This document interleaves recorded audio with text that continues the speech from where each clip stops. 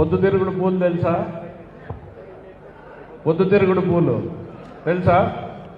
ఏం స్పెషాలిటీ పొద్దుతిరుగుడు పూలు స్పెషాలిటీ? సూర్యుడు ఎక్కడుంటే అవి అక్కడ తిరుగుతుంటాయి.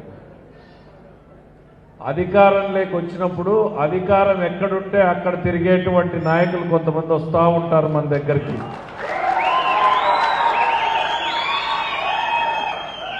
రాజకీయ పొద్దుతిరుగుడు పూలు ఉంటాయి. చాలా జాగ్రత్తగా ఉండాలి. వేదిక మీద ఉన్న మేము కానీ, మండలాల్లో పల్లెల్లో ఉన్న మీరు కానీ చాలా జాగ్రత్తగా ఉండాలి ఈ రాజకీయ పొద్దుతిరుగుడు పూల పట్ల.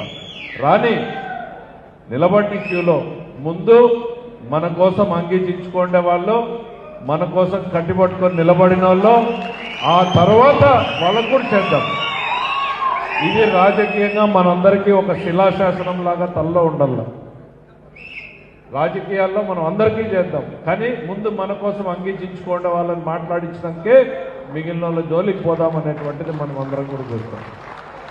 ఎందుకంటే పూర్వం పెద్దలు చెప్పినారు, దున్నేటప్పుడు దూరం పోయి కోసేటప్పుడు గొడవలు ఎత్తుకొని వచ్చినాడంట. ఈ పాటికి క్యూలో ముందుంటారు వాళ్ళే.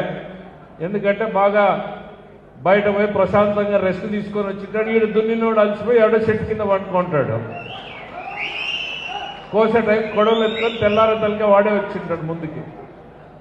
సో రాజకీయాల్లో మనం అందరం ఈ రెండు విషయాల పట్ల చాలా జాగ్రత్తగా ఉండాలి. పదే పదే పదే నేను చెప్తా ఉంటాను, మా వాళ్ళకి చెప్తా ఉంటాను, మన జిల్లా వాళ్ళకు కూడా, రాష్ట్రంలో కూడా మన అందరికీ ఇవి దృష్టిలో ఉండాలి. రాజకీయంలో ఇవి లేకపోతే మన తెలుగుదేశం పార్టీ బలమైన పునాదుల కోసం ఎవరైతే జెండాని మోసేదానికోసం ఇబ్బందులు పడ్డారో వాళ్ళు నష్టపోయేటువంటి పరిస్థితి ఉంటుంది అనేటువంటిది గుర్తు చేస్తూ ఉన్నాం.